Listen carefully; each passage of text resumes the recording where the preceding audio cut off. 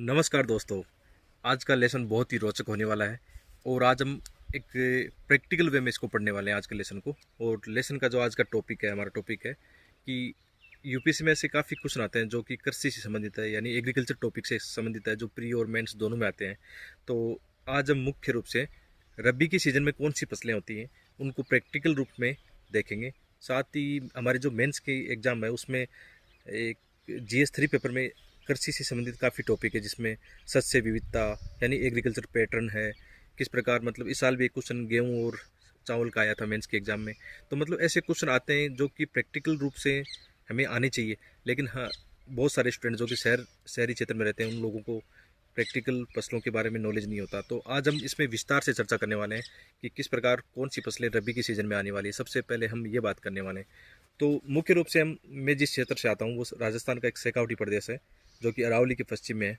यानी यहाँ से मरुस्थल शुरू होता है, यानी सेमी एरिड जो रीजन है हमारा, वहाँ से बिलोंग करता हूँ। तो यहाँ पे मुख्य रूप से अभी जो हमारी रबी की फसलों में यदि हम बताएं, मुख्य रूप से जैसे आप जो अभी बैकग्राउंड में तस्वीर देख रहे हो वो सरसों के खेतों की है ना। इस समय रबी की फसलों में मुख्य रूप से सरसों की खेती होती है। और सरसों की खेती में इस समय आप देख रहे हो कि किस प्रकार जो पीले फूल है, मतलब इस समय जो यहाँ का माहौल है बहुत ही सुंदर है और इसकी जो खुशबू है ना बहुत ही शानदार होती है। क्योंकि इस समय जो फूल होते हैं काफ़ी इसमें परागण की जो प्रोसेस चलती रहती है। और इस समय काफ़ी मतलब मैं इसको जूम करके भी अभी दिखाऊंगा किस प्रकार सरसों का पौधा होता है, इसमें किस प्रकार जो फलियाँ होती है, यानी जो सरसों से हम जो तेल बनाते हैं वो किस प्रकार मतलब यहाँ से एक तरह से कृषि क्षेत्रों से आता है। तो वो भी मैं दिखाने की कोशिश करूँगा। जैसे इसमें देखो ये फलियाँ लगी रहती है ना, काफ़ी ज़्यादा होती है इसमें। और इसी के अंदर जैसे सरसों के जो बीज होते हैं इस समय काफ़ी देखो छोटे छोटे बीज आप लोगों को दिखाई दे रहे होंगे। तो यही बाद में मतलब जब पक जाती है तो सरसों मतलब एकदम पक्की सरसों हो जाती है। और इसी से बाद में ऑयल के रूप में काफ़ी काम आता है। तो सरसों रबी के फसलों में यदि इंडिया में हम बात करें तो सरसों एक प्रमुख फसल है। और राजस्थान में इस समय काफ़ी मतलब क्षेत्रों में इसमें रबी की फसल में सरसों की फसल बोई जाती है। इसके अलावा हम दूसरी मुख्य फसल की बात करें रबी की, जो पूरे भारत में भी होती है साथ ही साथ राजस्थान में होती है, वो है मुख्य रूप से गेहूं की फसल। तो हम गेहूं के खेत में दिखाएंगे किस प्रकार गेहूं की जो फसलें होती हैं, किस प्रकार गेहूं की जो बालियाँ होती हैं। इस समय मतलब एक तरह से गेहूं की फसल भी अब वर्दी पर होती है। और ये एक अच्छा रीज़न है कि आप लोग कभी पढ़ते हो कि माउट की फसल से, माउट की जो वर्षा जो होती है उससे किस प्रकार गेहूं की फसलों को लाभ पहुंचता है। तो इस साल जेट सिस्टम से अच्छी बारिश हुई है, यानी आपने कभी पढ़ा होगा न्यूज़पेपर में कि पश्चिमी विक्षोभ के कारण इंडिया में अच्छी बारिश होती है, जिसकी वजह से रबी की फसलों में मुख्य रूप से गेहूं की फसलों को लाभ मिलता है। तो आप जो अभी बैकग्राउंड में देख रहे हो ये गेहूं की फसलें हैं। और आप इस तस्वीर में कुछ पेड़ भी देख रहे हो ना, तो ये राजस्थान का, आपने सुना होगा कि राजस्थान का जो राज्य वृक्ष है ना, खेजड़ी वृक्ष है ये। मतलब अभी इसको मतलब इसको काट दिया गया है इस समय, क्योंकि इस समय फसलें करते हैं तो इसमें जो छाया होती है उसमें अच्छी फसलें भी नहीं होती। लेकिन इसके अलावा जो इसकी पत्तियाँ होती है, जो जिसको हम सामान्य भाषा में लौंग बोलते हैं, कि जो कि पशुओं के लिए एक चारा होती है ना, ऊँट के लिए और बकरियों के लिए चारा होती है। तो इस समय इनकी टहनियाँ काट दी जाती है। तो इसमें फसलों को भी अच्छा लाभ मिलता है, साथ में जो एक चारे के रूप में भी हम इसको इस्तेमाल कर लेते हैं। तो ये एक मरुस्थलीय पौधा है। मतलब आपने सुना होगा कभी कि डेजर्ट क्षेत्र में कौन सा एक वृक्ष है जो सबसे ज़्यादा होता है, तो खेजड़ी। तो चारों ओर खेजड़ी खेजड़ी दिखाई दे रही होगी आपको। इसके अलावा हम जूम करके देखेंगे किस प्रकार गेहूँ की फसल इस समय है और गेहूँ की जो बालियाँ होती हैं वो किस प्रकार निकलती है। और बहुत ही अच्छी फसल है। मुख्य रूप से खाद्यान्न की यदि फसलों की बात करें तो राजस्थान में सबसे ज़्यादा गेहूं ही होता है, क्योंकि यहाँ पे ज़्यादा पानी नहीं होता। तो गेहूं के अलावा यहाँ पे चावल नहीं हो सकता। चावल भी रबी और खरीफ दोनों की फसल है, लेकिन राजस्थान में गेहूं ही मुख्यतः होता है क्योंकि पानी की समस्या रहती है। जो ये रीजन है इसमें 50 सेंटीमीटर बारिश होती है, वो भी दक्षिण पश्चिम मानसून से अधिक होती है। तो मुख्य रूप से अभी हम जूम करके देखते हैं गेहूँ की फसल किस प्रकार होती है। तो देखो ये गेहूं का पौधा है, इसमें ये गेहूं की, इसको हम बाली बोलते हैं कि यानी जो गेहूं के जो बीज होते हैं ना, देखो अभी कच्चे बीज है इसके अंदर, अभी कच्चे पकने वाले हैं, बाद में पकेंगे। तो इनको इसके अंदर गेहूं होता है। देखो कितनी अच्छी मतलब सुंदर पौधा, इसकी डिज़ाइन देखो आप। इसके अंदर अभी कच्चा मतलब बीज है और ये पकने के बाद में इसको फसल को काट लिया जाएगा। और राजस्थान में मुख्य रूप से हम क्या करते हैं, गेहूं की जो फसल है वो तो खाने में काम आती है, खाद्यान्न में काम आती है। और जो सरप्लस होता है उसको हम MSP प्राइस पर बेचते भी हैं। और इसमें साथ में ये कि जो इसको स्ट्रॉ बोलते हैं, यानी जो एक तरह से हम इसको पशुओं के लिए चारे और भूसे के रूप में इसको काम में लेते हैं। तो दोनों पर्पज़ है गेहूँ में, यहाँ पे पशुओं के लिए चारा मिल जाता है और लोगों के लिए मतलब खाने के लिए यहाँ पे अच्छे गेहूँ मिल जाते हैं। तो आगे अन्य फसलें जो रबी की फसलें जैसे चना है, इस समय मेथी है, या इस समय रबी की इस फसल में हम एक सब्जियां भी काफ़ी करते हैं, जैसे प्याज इसमें प्रमुख रूप से हैं, तो उसके बारे में हम बात करेंगे आगे। हम अभी गेहूं के खेत में चलेंगे, वहाँ पर दिखाएंगे प्रैक्टिकल रूप में गेहूं के खेत के अलावा जो चने के खेत है उसमें चल कर देखते हैं किस प्रकार चने की फसल होती है और मेथी की फसल होती है। और जो सामने वृक्ष देख रहे हो ना, इसको हम झिंजा बोलते हैं। ये भी एक मरुस्थलीय पौधा है ना। इसकी छोटी छोटी पत्तियां होती है, खेजड़ी से थोड़ी सी बड़ी पत्तियां होती है, और इसकी पत्तियां भी हम पशुओं के चारे के रूप में काम में लेते हैं। और इसके इसके अंदर कुछ बड़ी बड़ी फलियां भी लगती है, जो खाने में काफ़ी मीठी होती है। जब हम बचपन में खेलते थे तो इनकी फलियां भी काफ़ी खाते थे यहाँ पर। आजकल तो नहीं खाते हैं क्योंकि उतना अब इंटरेस्ट रहा नहीं इसमें। तो एक तरह से ये भी एक मरुस्थलीय पौधा है, यानी खेजड़ी के बाद में इसको हम झिंजा बोलते हैं। इसका वनस्पति का नाम क्या है वो तो आइडिया नहीं है, लेकिन ये भी एक मरुस्थलीय पौधा है। और ये जूम करके हम जो राजस्थान का मुख्य जो वृक्ष है खेजड़ी, वो देख रहे हैं। इसकी टहनियाँ मतलब काटी नहीं गई है, कुछ टहनियाँ छोड़ी गई है अभी तक। तो मतलब खेजड़ी के पौधे की एक खासियत बात और है कि ये मतलब नाइट्रोजन फिक्सेशन भी करता है। इसकी जो जड़ें होती है ना, उसके अंदर भी मतलब ऐसे वो जो जीवाणु होते हैं। तो इस दृष्टिकोण से खेजड़ी का जो पौधा है बहुत ही राजस्थान के लोगों के लिए मल्टीपर्पज़ यूज में आता है। कि इसकी जो टहनियाँ हैं वो तो हम जलाऊ लकड़ी के रूप में काम में लेते हैं, जो इसकी पत्तियाँ हैं वो पशुओं के चारा के रूप में काम आती है। और इसके अलावा नाइट्रोजन फिक्सेशन भी होता है, यानी ये मृदा के लिए भी बहुत ही इंपॉर्टेंट पौधा है। और इसके अलावा ये एक जलवायु परिवर्तन से लड़ने में भी बहुत बड़ा योगदान देता है। कि हम यहाँ पर अन्य जो यदि पौधे उगाएंगे ना, वो मतलब इस मरुस्थलीय जलवायु में हो नहीं पाएंगे। लेकिन खेजड़ी एक ऐसा पौधा है जो बिना अधिक प्रयासों के आसानी से यहाँ पर मतलब अपने आप को परिपक्व या मतलब अनुकूल कर लेता है। और अभी जो आप जो पौधा देख रहे हो ना, ये राजस्थान का, ये भी एक मतलब डेजर्ट पेड़ है, बहुत अच्छा पेड़ है। इसको हम रोएडा बोलते हैं ना। तो इसका जो फूल होता है वो राजस्थान का राज्य पुष्प भी है, यानी रोएडा का जो पुष्प है ना, राजस्थान का राज्य पुष्प है।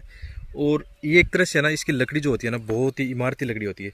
यानी इसको हम जैसे घरों के अंदर जो किवाड़ या खिड़कियाँ बनाते हैं उसमें इसका यूज़ में लेते हैं। और इसको राजस्थान का सागवान भी बोलते हैं या देवदार भी बोलते हैं। कि ये बहुत ही मतलब उस दृष्टिकोण से, यानी आवास के दृष्टिकोण से इम्पोर्टेंट पौधा है।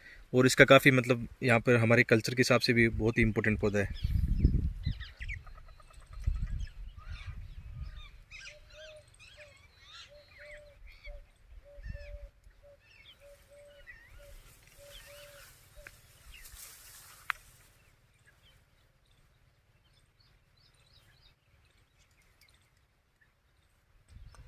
और रबी की जो फसल की हम बात कर रहे थे कि एक तो यहाँ पे मुख्य रूप से सरसों होगी, गेहूँ होगी, और तीसरी प्रमुख फसल चने की फसल है। तो आप सामने जो फसल देख पा रहे हो ना, वो चने की फसल है। तो चने की फसल अभी मतलब बड़ी हो रही है, ग्रोइंग हो रहा है इसका। तो इसमें अभी देखो, अभी इसके केवल फूल आए हुए हैं ना। इसके बाद में इसकी उसके ऊपर जो क्या बोलते हैं, चने का जो बनेगा, बीज बनेगा, जिसको हम सामान्य भाषा में घेगरी बोलते हैं, यानी चने की घेगरी। इसको हम कच्चा भी आग पर पका के खाते हैं, बहुत मतलब स्वादिष्ट होता है। और पकने के बाद में तो आप जानते हो चना किस प्रकार मतलब होता है। सामने आप जो देख रहे हो स्ट्रक्चर, ये मतलब खरीफ की फसल जो बाजरा है ना, बाजरा का जो शेष जो पेडी बच जाती है ना, यानी उसका जो अवशेष बचता है, जो पशुओं को हम चारे के रूप में खिलाने के काम में लेते हैं, अभी इसको स्टोर किया गया है। और जब भी हमें पशुओं को एक्स्ट्रा चारा चाहिए या खिलाने की आवश्यकता होगी, तो इसको मशीन के द्वारा इसको मतलब बारीक काट दिया जाएगा।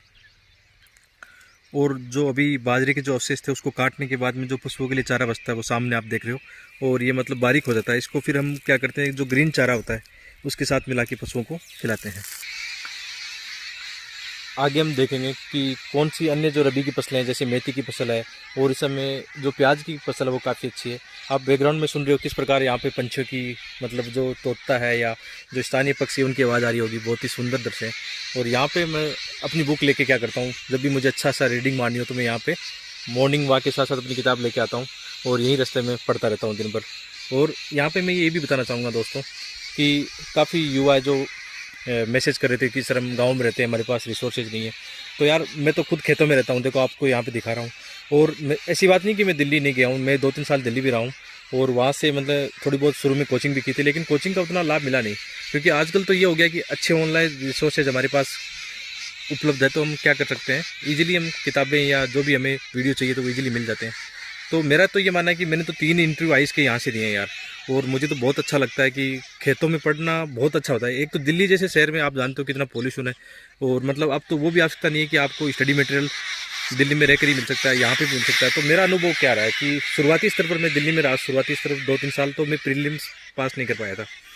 शायद वहाँ का इन्वायरमेंट अच्छा नहीं लगा और उसके अनुसार एडजस्ट नहीं कर पाया और मुझे उतना कूल नहीं लगा। लेकिन गांव में आने के बाद में यहाँ पर मेरी पढ़ाई अच्छी होती है और आप मेरी मार्कशीट वगैरह देख सकते हो यार। मैं गांव में बैठ के यहाँ से जब 3 इंटरव्यू दे सकता हूँ, तो आप लोग चिंता मत करो, कहीं भी रहते हो तो एक मोटिवेशनल वीडियो भी है साथ साथ में कि आप कहीं भी रहो, चाहे बिहार में हो या यूपी में कहीं गाँव में रहते हो, कोई फ़र्क नहीं पड़ता, बस जुनून होना चाहिए पढ़ने का। ये जो सरसों की फसल है काफ़ी पहले बोई गई थी, तो इसकी काफ़ी मतलब ये फसल लगभग पकने को है। देखो इसके आप दाने देख सकते हो, बीज देख सकते हो, ये काफ़ी मतलब इसमें पक चुके हैं। इसकी जो फलियाँ हैं ये काफ़ी मतलब अभी देखो बीज भी काफ़ी मोटे हो गए हैं। तो अभी महीना भर के बाद में इसको फसल को काट लिया जाएगा। और जो पहले सरसों की फसल दिखाई गई थी वो थोड़ी बाद में बोई गई थी। इसमें क्या होता है कि हम जब भी मेंस के एग्जाम में पढ़ते हैं कि जो सिलेबस है हमारा कृषि प्रतिरूप या शस्य विविधता है, वहाँ पर हम क्रॉपिंग जो पैटर्न है वो इस हिसाब से रखते हैं कि हमें ज़्यादा नुकसान नहीं हो। तो अलग अलग फसलें बोते हैं ताकि एक किसान को मतलब कोई एक फसल में यदि नुकसान होता है तो दूसरी फसल में उसको लाभ मिल जाए। तो जैसे हम देखते हैं कि महाराष्ट्र में काफ़ी किसान आत्महत्या करते हैं, तो वहाँ पे भी ये इशू रहता है कि वहाँ पे जो कपास की एग्रीकल्चर होती है वो मोनोकल्चर होती है, यानी केवल एक फसल वो करते हैं। यदि वही फसल नष्ट हो जाती है तो फिर उनके पास कुछ बचता नहीं है, इसलिए कई सारी उनके सामने समस्या आती है। लेकिन यहाँ पे मैंने ये देखा कि किसान अपने पुराने ज्ञान को इस्तेमाल कर रहे हैं और जो क्रॉपिंग पैटर्न यहाँ का है आप देख सकते हो कि शस्य प्रतिरूप कैसा है यहाँ पर। मतलब चने के साथ में गेहूँ है, सरसों है, मेथी है और इस समय हम मुख्य रूप से जैसे आप लोगों ने काफ़ी मतलब अच्छे प्याज खाए होंगे, तो प्याज की फसल इस समय हम ज़्यादा करते हैं क्योंकि इसमें मुनाफा भी काफ़ी है। हालांकि हमें उतना मूल्य नहीं मिल पाता है क्योंकि जिस समय प्याज खोदते हैं उस समय मतलब जिस समय प्याज की कटाई करते हैं उतना मूल्य रहता नहीं है। लेकिन फिर भी आजकल हम ऐसा कर रहे हैं कि जो हम इतना यूपीएससी की पढ़ाई कर चुके हैं तो उसके बाद में हम नए नए इन्वेशन करेंगे किस प्रकार हम वेयर हाउस बना सकते हैं प्याज की, बहुत ही मतलब छोटे स्तर पर यानी बहुत ही कम पैसे खर्च करके। तो उनके प्रयास भी हम कर रहे हैं।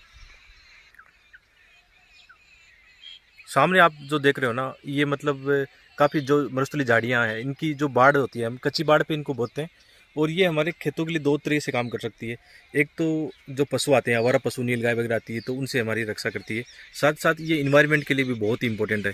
तो इसके अलावा हमें काफ़ी फल भी मिलते हैं कि जैसे कि बेर वगैरह यहाँ पे मिलते हैं। इसके अलावा कई अन्य जो बेल वगैरह जिनसे हम काफ़ी मतलब सब्जियाँ भी प्राप्त करते हैं।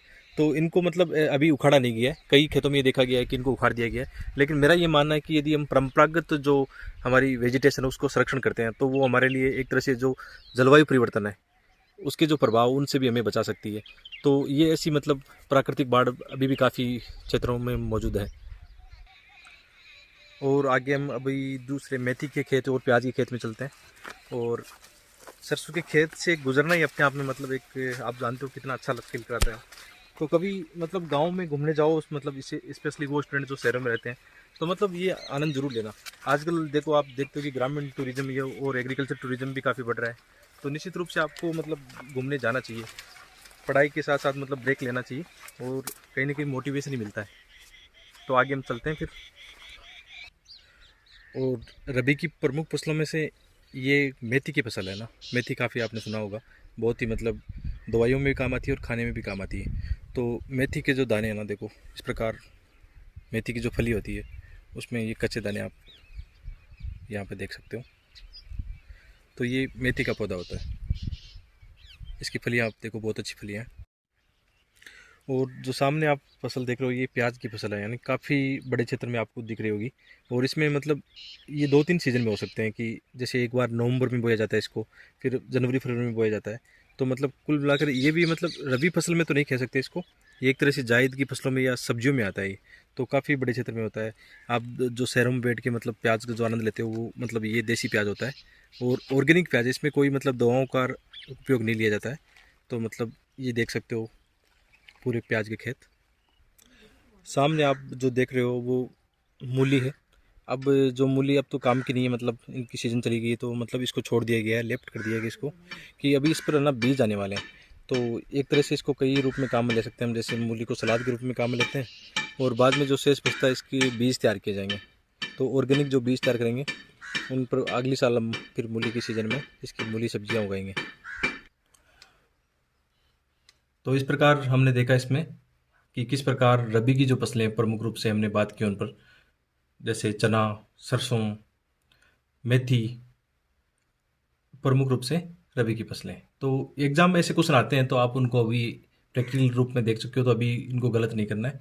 और मेंस के एग्ज़ाम में भी आप इनकी बात कर सकते हो कि किस प्रकार मतलब सस्य विविधता है, यानी जो किस प्रकार जो एग्रो क्लाइमेटिक जोन है, जैसे राजस्थान का डेजर्ट वाला एरिया या सेमी डेजर्ट एरिया है, तो किस प्रकार यहाँ पर जो फसलें होती है, तो आप इनको केस स्टडी के रूप में इस्तेमाल कर सकते हो। मैं अपने मेंस के एग्जाम में ऐसे करके आता हूँ कि जो अपनी आसपास की जो केस स्टडी है ना, उनका खूब उपयोग मैं करता हूँ, उसके खूब एग्जाम्पल लिखता हूँ, उनको डायग्राम बना के भी आता हूँ कि मैं अपने जैसे इंडिया के मैप में केस स्टडी के रूप में दिखाता हूँ कि शेखावटी के क्षेत्र में ऐसी फसलें होती हैं, या प्याज की फसलों में ये समस्याएं हैं, एमएसपी से जुड़े जो मुद्दे आते हैं उनमें मैं ये बातें करता हूँ। तो मतलब कुल मिलाकर बात ये है कि आज का लेसन बहुत अच्छा है मेरे हिसाब से, तो इसको लाइक करना, शेयर करना। बहुत बहुत धन्यवाद।